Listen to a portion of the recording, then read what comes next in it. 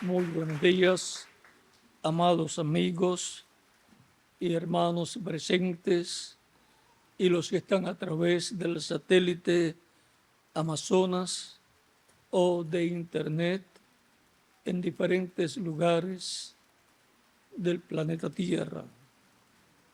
Y también amigos, ministros, compañeros en el ministerio, en el cuerpo místico del Señor Jesucristo. Estamos viviendo un tiempo muy importante en donde está ocurriendo un compañerismo entre judíos y cristianos, lo cual pues no se había visto en otros tiempos. Es que este es el tiempo para comprender que son un pueblo, los judíos y los cristianos, un pueblo de Dios, y que las nombradas tribus perdidas de Israel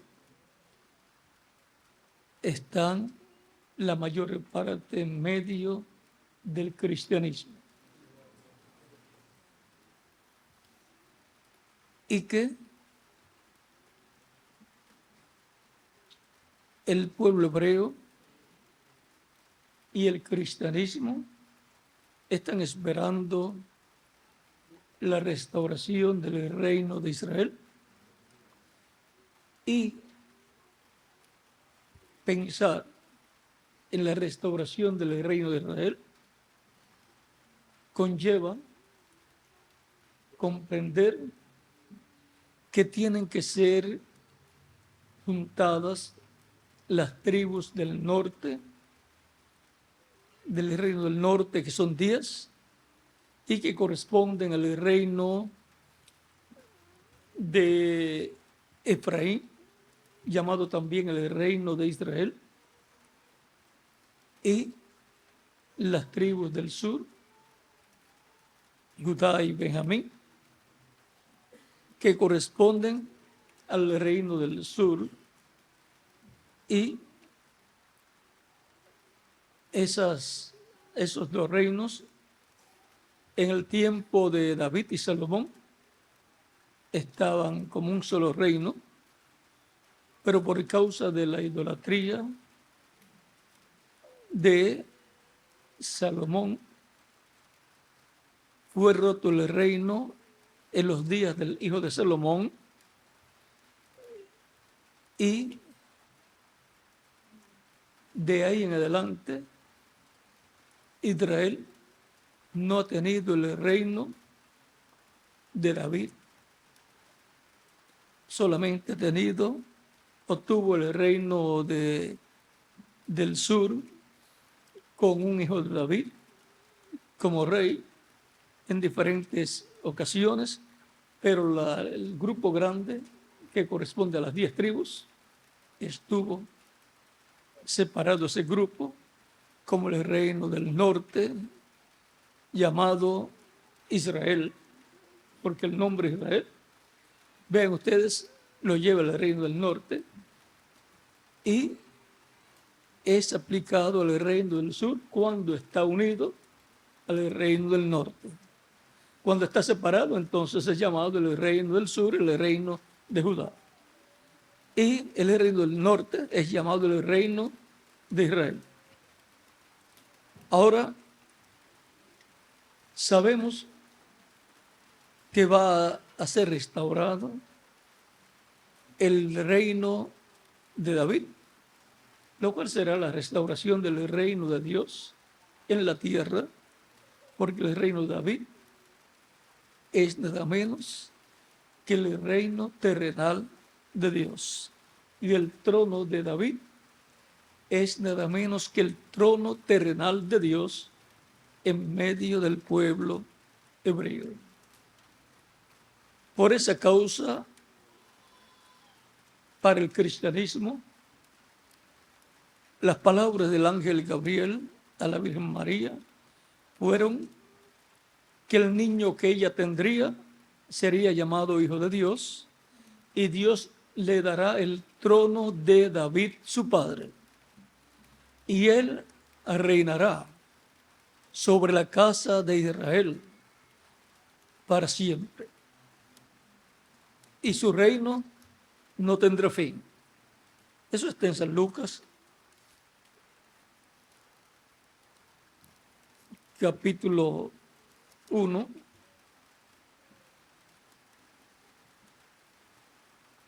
versos 30 en adelante. Dice: entonces el ángel dijo a María: no temas, porque has hallado gracia delante de Dios, y ahora concebirás en tu vientre y darás a luz un hijo, y llamarás su nombre Jesús. Este será grande y será llamado Hijo del Altísimo, y el Señor Dios le dará el trono de David su padre, y reinará sobre la casa de Jacob para siempre, y su reino no tendrá fin. Aquí tenemos la promesa de la restauración del reino de David con el Mesías príncipe, que es heredero al trono de David y por consiguiente al reino de David. Y ahora el Mesías príncipe está prometido para venir y restaurar este reino de David, porque él es el hijo de David. Y nos preguntamos, ¿para qué tiempo ha de venir el hijo de David? ¿Para qué tiempo ha de venir el Hijo del Hombre? Veamos en San Marcos capítulo 13. Nos dice, versos 24 en adelante, 24 al 37, dice: pero en aquellos días, después de aquella tribulación, el sol se oscurecerá y la luna no dará su resplandor, y las estrellas caerán del cielo, y las potencias de los cielos serán conmovidas. Entonces verán al Hijo del Hombre, que vendrá en las nubes con gran poder y gloria. Y entonces enviará a sus ángeles y juntará a sus escogidos de los cuatro vientos, desde un extremo de la tierra hasta el extremo del cielo. De la higuera aprended la parábola. Recuerden que la higuera representa a Israel. De la higuera aprended la parábola.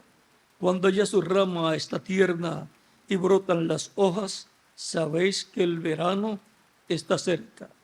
Así también vosotros, cuando veáis que suceden estas cosas, conoced que está cerca, a las puertas. ¿Y qué está cerca? El reino de Dios. Lo consiguen en San Lucas capítulo 21.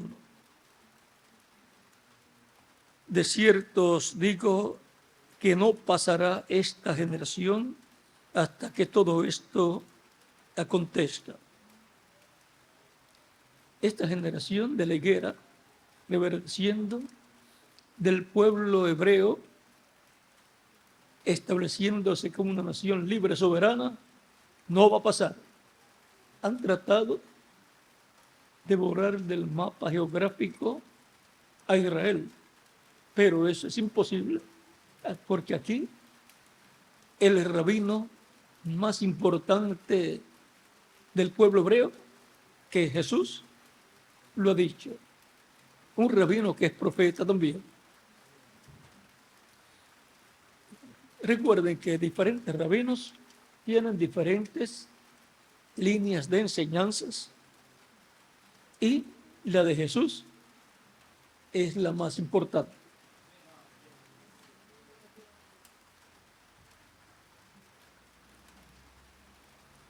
Todos los rabinos enseñan el pacto antiguo. Y el rabino Jesús, ese gran rabino, enseña no solamente el pacto antiguo, sino el nuevo pacto también. Y la promesa para el reino de Judá y el reino de Israel. La promesa del nuevo pacto es una promesa de un nuevo pacto para Judá y para Israel. Y ahora, el único de los rabinos que ha enseñado el nuevo pacto es Jesús. Los demás rabinos todavía enseñan el pacto antiguo, pero del nuevo pacto no han podido hablar, porque bajo el nuevo pacto hay un sacrificio de expiación por el pecado de toda persona escrita en el cielo, en el libro de la vida del Cordero. El nuevo pacto es para toda la descendencia de Abraham. Y ahora ya Israel está como una nación libre y soberana y va a permanecer así, y todas estas cosas van a ser cumplidas en este tiempo en donde ya Israel está como una nación libre y soberana, y esos son nada menos que los huesos secos que han reverdecido. La higuera ha reverdecido. Los huesos secos se han juntado y hay un ejército que es la casa de Israel. Hay un ejército grande, y ahora, viendo también, mirando hacia las 10 tribus, también hay un ejército grande que es la iglesia del Señor Jesucristo. Y ahora, lo que le falta al pueblo hebreo, que ya está como una nación libre y soberana, ¿qué es? Que el Espíritu de Dios entre a ese ejército, a ese pueblo, o sea, que regrese el Espíritu de Dios, que se fue de Israel hacia los gentiles para buscar las ovejas perdidas de Israel, esas tribus perdidas a la cual pertenecen la mayor parte del cristianismo. Y en Ezequiel 37, verso 1 en adelante, dice que cuando ya estaba ese ejército, ese pueblo, en pie, los huesos, cada uno unido a sus huesos, y nervios, tendones, carne y piel, le faltaba el espíritu. Y el cuerpo sin espíritu está muerto. Todavía Israel no tiene vida, la vida de Dios.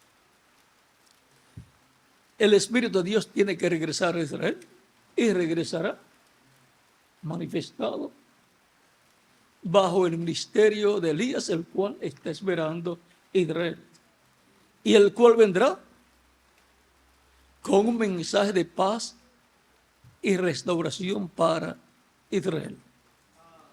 Vendrá proclamando la paz imperecedera para Israel, la cual solamente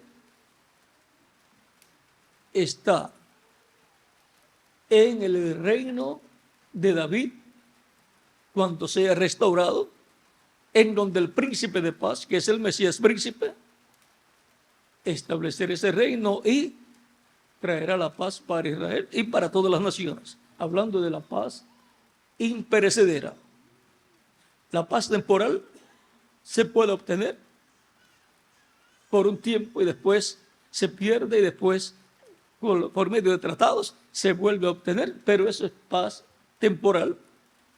Y por último, van a obtener la paz temporal, pero cuando digan paz y seguridad, entonces vendrá destrucción de repente. Eso está en 2 de Tesalonicenses, capítulo 5, versos 1 al 10.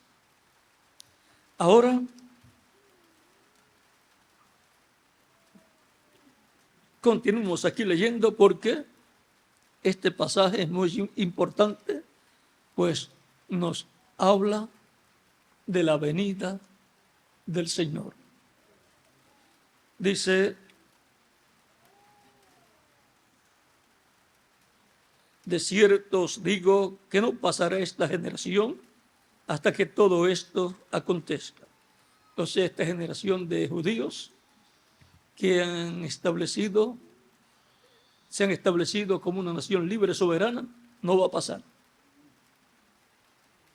Aunque quieran borrarlo del mapa geográfico, no lo van a hacer, porque Dios es el que los ha establecido allí. Lo mejor es unirse al pueblo hebreo, porque ahí está la bendición para todas las personas, para todas las naciones. Tenemos que hacer siempre como comúnmente hacen las personas inteligentes. Cuando ven una persona que prospera, pues uno se une a esa persona para prosperar también. Ahora vamos a continuar leyendo aquí.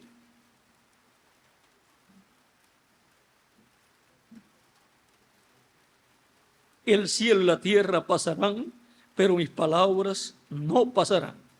O sea, se van a cumplir. Pero de aquel día y de la hora nadie sabe, ni aun los ángeles que están en el cielo, ni el Hijo, sino el Padre. De esta hora de la venida del Hijo del Hombre, Cristo dijo que nadie sabía. Pero vean ahora: mirad, velad y orad, porque no sabéis cuándo será el tiempo. Es como el hombre que yéndose lejos dejó su casa y dio autoridad a sus siervos. Eso fue lo que hizo el Señor. Dio autoridad a sus discípulos que estaban presentes en aquellos días. Todo poder me es dado en el cielo y en la tierra. Por tanto, y ordenó ir por todo el mundo, ir a todas las naciones y predicar el evangelio, evangelizar, hacer discípulos a todas las naciones, bautizándolas en el nombre del Padre y del Hijo y del Espíritu Santo, que es el Señor Jesucristo. Por eso los discípulos bautizaban en el nombre del Señor Jesucristo, porque ese es el nombre del Padre, del Hijo y del Espíritu Santo. Y yo no puedo tener nada en contra de los apóstoles. Ellos, llenos del Espíritu Santo, estaban haciéndolo en esa forma, porque ese es el nombre del Padre, del Hijo y del Espíritu Santo. Si yo digo que ellos estaban bautizando en forma equivocada, me convierto en enemigo de los apóstoles y de sus enseñanzas, que eran inspiradas por el Espíritu Santo. O sea, el Espíritu Santo hablando a través de ellos. Por lo tanto, hacemos como ellos hacían y todo estará bien. Y ahora continuemos aquí leyendo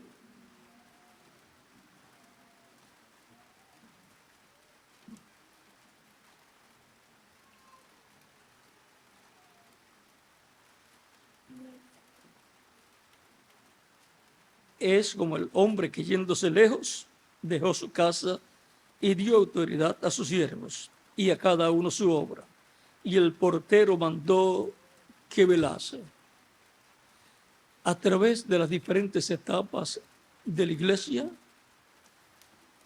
hemos visto que Cristo dejó esa autoridad a su iglesia, representada en diferentes ministros que aparecerían a través de la historia de la iglesia.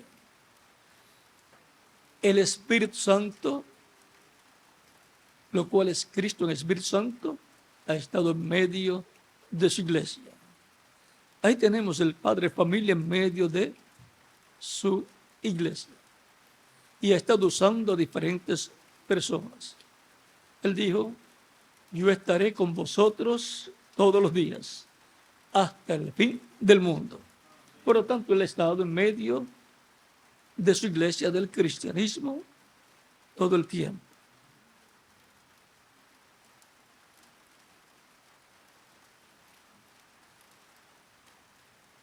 Pero en su cuerpo físico glorificado, ese cuerpo está arriba, en el trono de Dios, como sumo sacerdote según el orden de Melquisedec, haciendo intercesión por cada persona que lo recibe como Salvador.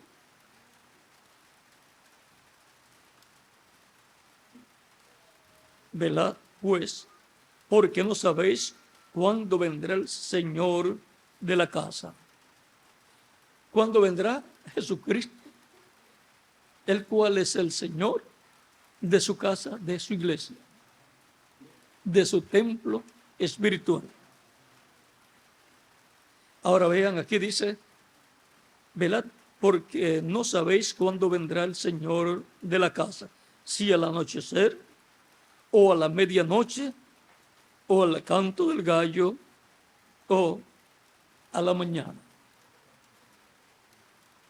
Pueden tomar asiento si tienen la verdad.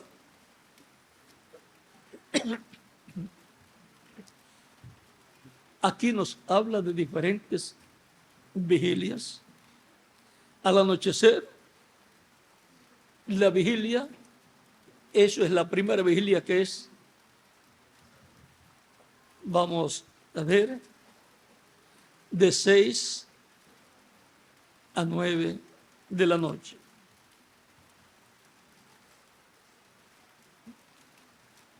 Esa es la vigilia según las vigilias romanas.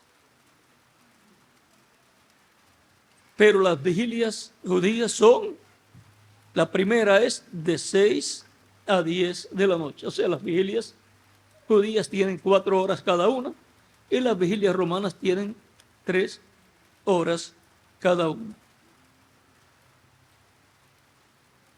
Y ahora, él dice que nadie sabe si será al anochecer, o sea, de 6 a 9 de la noche. Cuando nos habla aquí de etapas o de vigilias aplicadas proféticamente, son las etapas por las cuales pasaría la iglesia. El mundo está en tinieblas porque este mundo está bajo el reino de las tinieblas y por consiguiente el mundo ha estado viviendo de noche, en oscuridad. Y ahora la iglesia entró a esa etapa desde el día de Pentecostés en adelante. La iglesia entró a la primera vigilia de 6 a 9 de la noche, conforme a las vigilias romanas, o de 6 a 10 de la noche, conforme a las vigilias judías o hebreas. Luego, vean, él dice, no sabéis, porque no sabéis cuándo vendrá el Señor de la casa, si al anochecer. O sea, si en la primera vigilia los apóstoles y todas las personas de aquellos tiempos pasados estaban esperando la venida del Señor. ¿Por qué? Porque Él no les dijo si sería a la primera vigilia o a la segunda vigilia o a la tercera vigilia, que es la vigilia del canto del gallo, o en la mañana, que corresponde a la vigilia de 3 a 6 de la mañana, que es la única vigilia que termina con el amanecer. Termina trayendo un nuevo día de luz para los seres humanos. Ahora él dice, si al anochecer o a la medianoche, la vigilia de la medianoche, pues es la segunda vigilia. En las vigilias judías, eso es de 10 a 2 de la mañana, pero en las vigilias romanas es diferente. En las vigilias romanas es de 9 a 12 de la medianoche.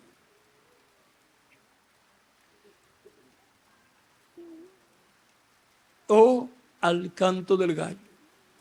La vigilia del canto del gallo es la tercera vigilia y es de 12 a 3 de la mañana. Y los que han estado por ahí en esos horarios han escuchado cuando el gallo canta. ¿Recuerdan cuando Cristo le dijo a Pedro, no cantaré el gallo 3 veces sin que tú me hayas negado? Ahora, Cristo no quiere, todavía él no sabía tampoco cuándo sería, hasta que él no fue resucitado, glorificado. Por eso él decía que nadie sabía cuándo sería el día y la hora, ni los ángeles, ni aún el Hijo. O a la mañana.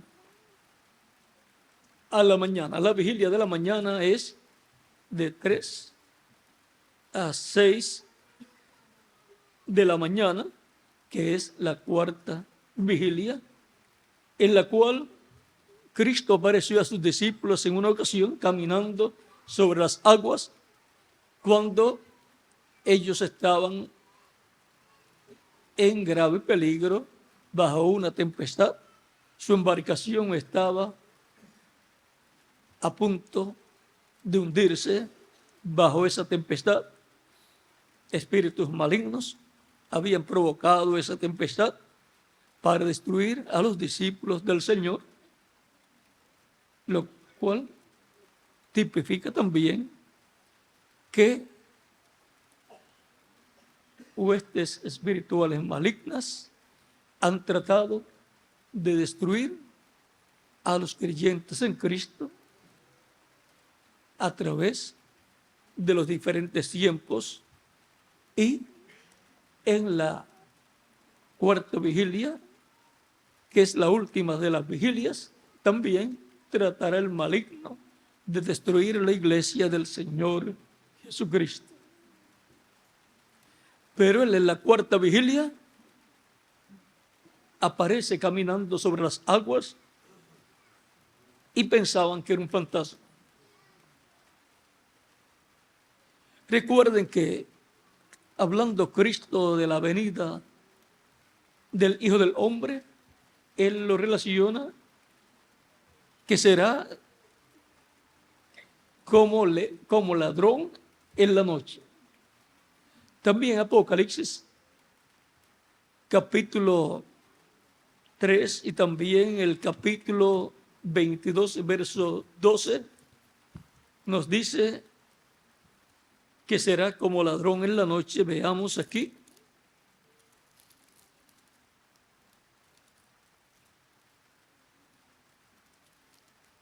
Vamos a verlo.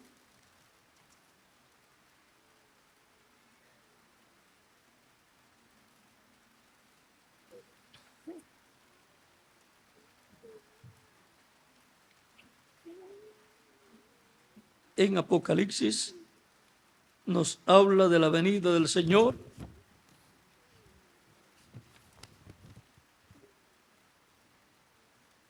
Vamos a buscar ese pasaje porque es muy importante.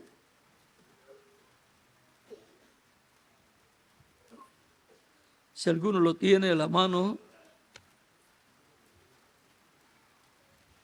por ahí, y en el Apocalipsis,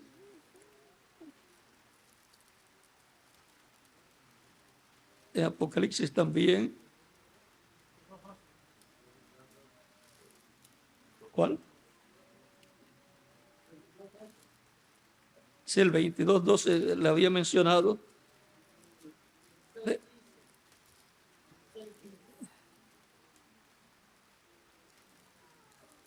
Vamos a buscarlo aquí. Dice 6:15, dice: he aquí vengo como ladrón. Bienaventurado el que vela y guarda sus ropas para que no ande desnudo y vean su vergüenza. Y en Apocalipsis 22:12 dice: he aquí vengo pronto y mi galardón conmigo para recompensar a cada uno según sea su obra.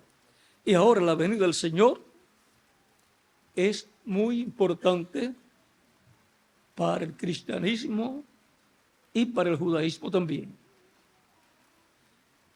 Pues todos están esperando su venida para que establezca su reino, que será la restauración del reino de David, y eso será la venida del reino de Dios a la tierra, del cual tanto Cristo habló. Y ahora todos desean la venida del reino de Dios para que sea establecida la paz permanente, imperecedera para toda la humanidad. Por cuanto el trono del Mesías estará en Jerusalén, lo cual es el trono de David. Jerusalén será la capital de ese reino, de ese imperio, y de Jerusalén saldrá la paz para todo Israel, para todo el Medio Oriente y para toda la humanidad.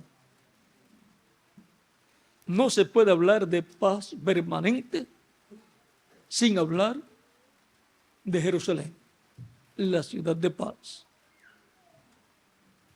No se puede hablar de paz para el Medio Oriente sin hablar de Jerusalén.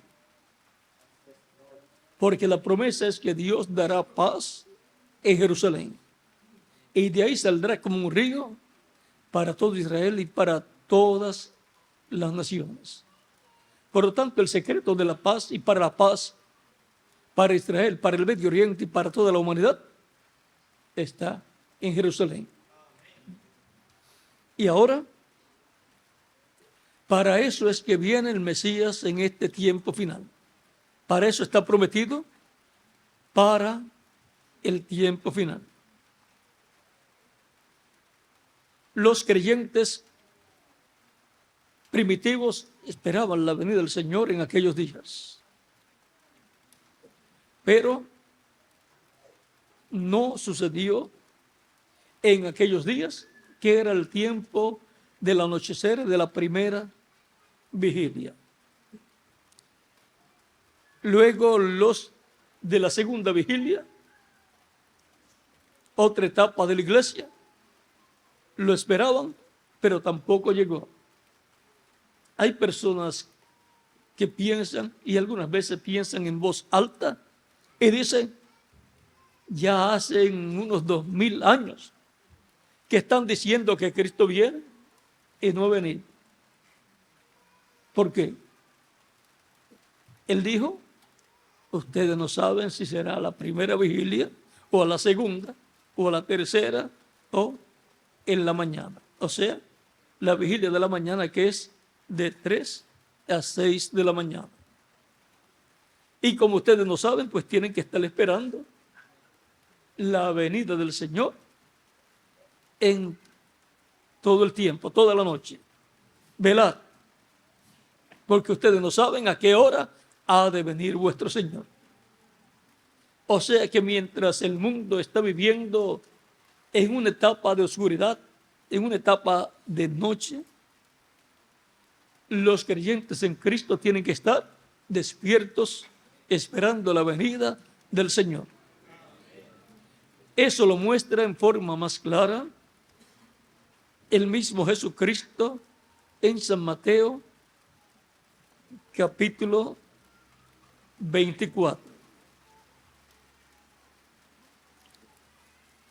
Y el capítulo 25. En el 24,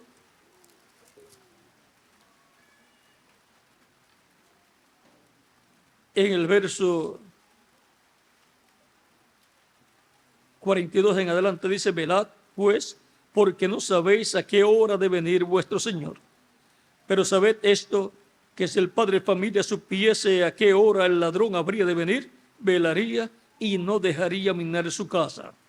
Por tanto, también vosotros estad preparados, porque el Hijo del Hombre vendrá a la hora que no pensáis.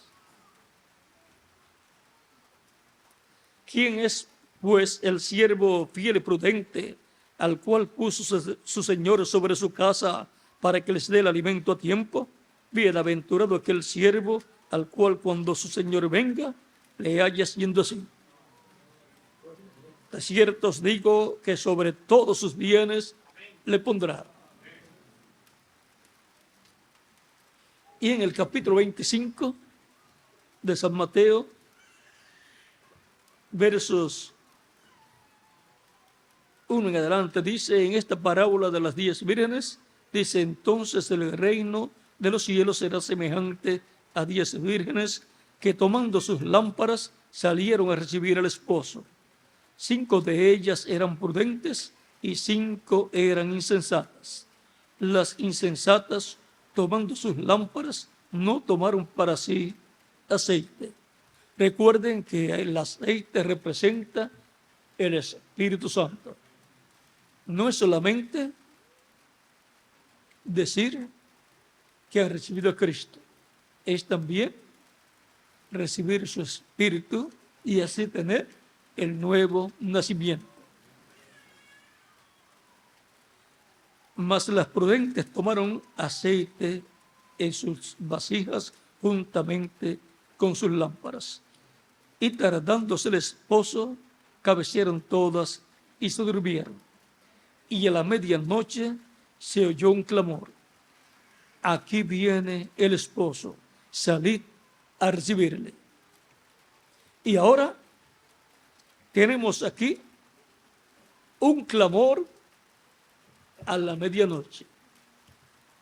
Para comprenderlo tenemos que relacionar este pasaje con las diferentes vigilias, para que así tengamos el cuadro claro y no se nos pase por alto el significado de esta parábola tan hermosa. Según las vigilias judías, la medianoche corresponde a la tercera vigilia y es de 2 a 6 de la mañana. Y ahora, a la medianoche, se oyó un clamor: he aquí, el esposo viene. O sea, un mensaje de parte de Dios.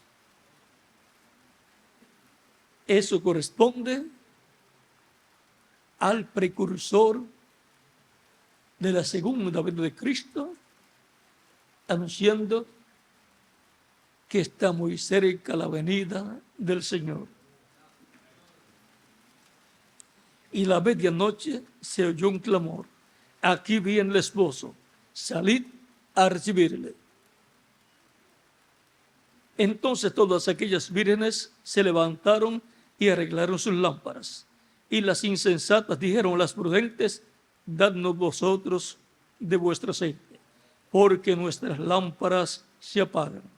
Mas las prudentes respondieron diciendo: para que no nos falte a nosotras y a vosotras, id más bien a los que venden y comprad para vosotras mismas. Pero mientras ellas iban a comprar, vino el esposo, y las que estaban preparadas entraron con él a las bodas, y se cerró la puerta. Y ahora tenemos aquí la promesa de la venida del Señor. Después pidieron también las otras vírgenes diciendo: Señor, Señor, ábrenos. Mas él respondiendo dijo: de cierto os digo que no os conozco. Velad pues, porque no sabéis el día ni la hora en que el Hijo del Hombre ha de venir. Aquí tenemos la amonestación del Señor de estar esperando la venida del Señor en todas las etapas de la iglesia. Y ahora ya han transcurrido la primera vigilia, la segunda vigilia, la tercera vigilia, y ya estamos en la cuarta vigilia. En la cuarta vigilia entonces es el tiempo para la venida del Señor. Las personas que viven en ese tiempo están viviendo en la cuarta vigilia, que es la vigilia que es coronada con la mañana, con un nuevo amanecer. La cuarta vigilia romana es de 3 a 6 de la mañana. Y por consiguiente es el tiempo más importante, pues es en esa vigilia donde el lucero de la mañana aparece y Cristo dijo: yo soy la estrella resplandeciente de la mañana. Apocalipsis 22, verso 16, y también Apocalipsis capítulo 2, verso 28 dice: al que venciere, yo le daré la estrella de la mañana. Y Cristo es la estrella de la mañana. Cristo en Espíritu Santo, la columna de fuego, el pilar de fuego es la estrella resplandeciente de la mañana. O sea, al vencedor le dará el Espíritu Santo. El Espíritu Santo estará en él, manifestado en toda su plenitud. Y por medio de él, Dios guiará a su pueblo por medio del Espíritu Santo manifestado en el tiempo final. Guiará en su último tramo a su iglesia. Cristo también es el sol de justicia. Los judíos verán el sol.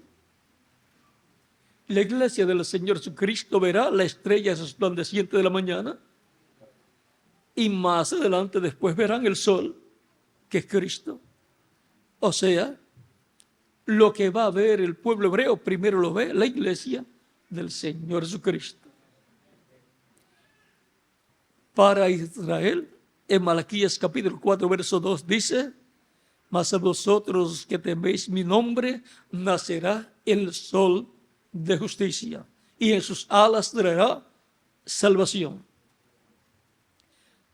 Y todo eso, vean ustedes, corresponde a la cuarta vigilia, la cual será coronada con la estrella de la mañana y el nacimiento del sol de justicia para Israel, que es la venida del Mesías para Israel.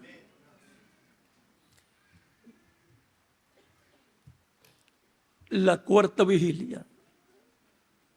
No se puede hablar de la venida del Señor y del clamor de medianoche sin que se hable de las diferentes vigilias y sobre todo de la cuarta vigilia, en la cual todas estas cosas tienen que ser cumplidas. En la cuarta vigilia fue que vino el esposo, en la tercera vigilia vino el anuncio, pero en la cuarta fue que vino el esposo y las que estaban preparadas entraron con él a las bodas y se cerró la puerta. Cristo es la puerta y por consiguiente al cerrarse la puerta se cierra el ciclo divino de redención. Luego ya no habrá sangre de expiación en el cielo, en el templo celestial, sobre el propiciatorio celestial, y por consiguiente ya no habrá tiempo de salvación para la humanidad. De ahí en adelante vendrán las plagas que están señaladas en la Escritura, que corresponden a la gran tribulación, de lo cual dice: serán echados a las tinieblas de afuera, donde será el lloro y el crujir de dientes. Y ahora estamos en la cuarta vigilia, y ya bien, pero que bien avanzada, siendo que la cuarta vigilia romana tiene 3 horas, podemos decir que ya estamos en la última hora de la cuarta vigilia, en la hora en que todas estas cosas prometidas tienen que hacerse una realidad en medio del cristianismo y después en medio del judaísmo. Lo que corresponde para los judíos tiene que hacerse una realidad y lo que corresponde para el cristianismo tiene que hacerse una realidad. Por eso es que en este tiempo final estaremos viendo un acercamiento entre el cristianismo y el judaísmo. Y eso es muy saludable para ambos, porque ambos son pueblo de Dios. Y en el cristianismo se halla la mayoría de las tribus perdidas. Y para el establecimiento o restauración del reino de David se necesita que las tribus del norte, las 10 tribus perdidas, regresen, sean restauradas, y las 2 tribus del sur, que ya están la mayoría en Israel, se unan, estén unidas y así estén las 12 tribus para la restauración del reino de David y venga la paz para Israel y para todas las naciones. Estamos en la cuarta vigilia y bien avanzados, y en la última hora de la cuarta vigilia. Estemos atentos a las profecías bíblicas correspondientes a este tiempo final y a su cumplimiento. Estemos despiertos para que no se nos pasen por encima estas profecías y su cumplimiento en este tiempo final. Israel está en su tierra. La iglesia del Señor Jesucristo está en la etapa final de restauración para ser una iglesia como era en el tiempo de los apóstoles.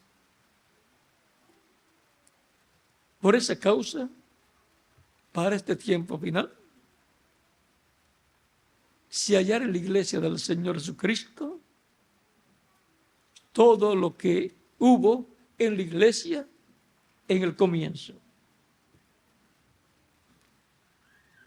Y Dios se manifestará en su iglesia en toda su plenitud en este tiempo final, para traer la fe de transformación y rapto o arrebatamiento para la iglesia del Señor Jesucristo. No debe haber entre el cristianismo y el judaísmo, no deben haber discordia, sino amistad y amor.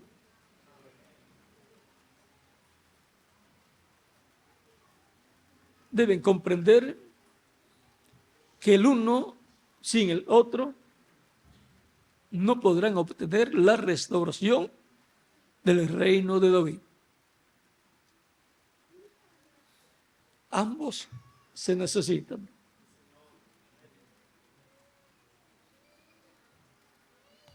Porque el judaísmo tiene las tribus del sur y algunas personas o muchas personas también del reino del norte, pero no los tiene como tribu. Y el cristianismo tiene la parte grande de las tribus perdidas, de las 10 tribus del reino del norte. Así es que son pueblos hermanos que deben estar bien unidos en este tiempo final, esperando la restauración del reino de David. Pues ambos pueblos creen en la restauración del reino de David. Y lo están esperando. Y ambos pueblos creen que será el Mesías príncipe, el que se sentará en el trono de David. Por lo tanto, este es un tiempo para la unión de las tribus del norte con las tribus del sur y por consiguiente de los judíos y el judaísmo con el cristianismo. Tan simple como eso, para que venga la paz para Israel, para el Medio Oriente y para toda la humanidad. Estamos en la cuarta vigilia. Pueden ver que no se puede hablar de la venida del Señor, ni de la restauración del reino, si no se habla de las diferentes vigilias, de estas 4 vigilias y sobre todo de la cuarta vigilia. En esta cuarta vigilia, para el cristianismo, Dios llama y junta a los últimos escogidos de su iglesia. Y luego llamará y juntará los escogidos del pueblo hebreo. 12,000 de cada tribu, que son los escogidos. Y traerá bendición también para el resto de los judíos, pero los elegidos son 144,000, 12,000 de cada tribu. O sea que de las tribus del sur son 24,000, 12,000 de cada una, pero de las tribus del norte son, ¿cuántos? 120,000. O sea que el grupo grande está en las tribus del norte y ellas están dentro del cristianismo, la mayor parte. Otros todavía ni han entrado al cristianismo, pero son llamados en el tiempo final. Que Dios les bendiga y les guarde a todos.